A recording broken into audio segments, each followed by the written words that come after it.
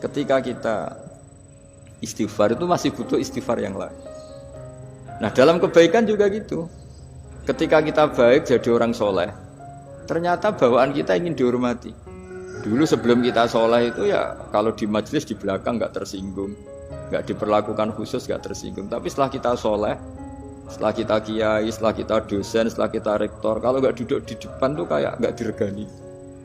Itu ya termasuk mental-mental yang kurang baik kalau dalam ilmu tasawuf. Justru setelah kita terpelajar, malah permintaannya aneh-aneh. Padahal agama ini hanya mengajarkan wa ma umiru illa liya'budu wa mukhlishina lahuddin. Agama ini hanya mengajarkan kalau ingin jadi orang soleh yang ikhlas. Kalau ingin jadi dosen, dosen yang ikhlas. Kalau ingin jadi guru, ya guru yang ikhlas. Karena biaya ndak ikhlas itu mahal sekali. Dan kalau sudah mahal sekali ini negara bisa jebol, sistem sosial bisa jebol.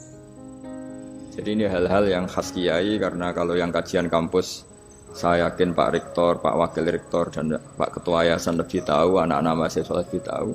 Saya kalau ngaji di kampus memang kan cerita khas pesantren karena justru ini saling melengkapi. Saya tidak berubah basa-basi bicara ilmu khas mereka karena mereka lebih tahu. Kalau dalam bahasa Rasulullah SAW, antum a'lamu bi umuri dunyakum. Kamu lebih tahu tentang urusan yang kamu geluti. Tapi kalau urusan akhirat, urusan agama mungkin karena kita yang menekuni itu mungkin kita lebih tahu. Nah, di antara ilmu yang saya utarakan hari ini, sore ini bahwa orang soleh sendiri itu sebetulnya nanti masih ditanya sama Allah tadi. Kenapa kamu nyembah saya? Karena ingin masuk surga. Kenapa kamu nyembah saya? Takut neraka. Lalu kamu tidak hormat saya, kata Allah. Ketika saya tidak bikin surga, tidak bikin neraka. Akhirnya mereka sadar bahwa ibadah itu harus murni karena Allah Subhanahu wa ta'ala, bukan karena takut masuk neraka, juga bukan karena ingin masuk surga.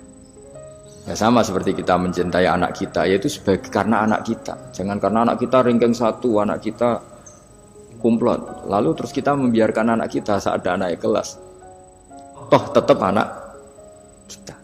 Saya mencintai suami saya karena dosen penghasilannya banyak, lalu suatu saat kalau ada masalah di PHK atau ada masalah terus tidak suami kan.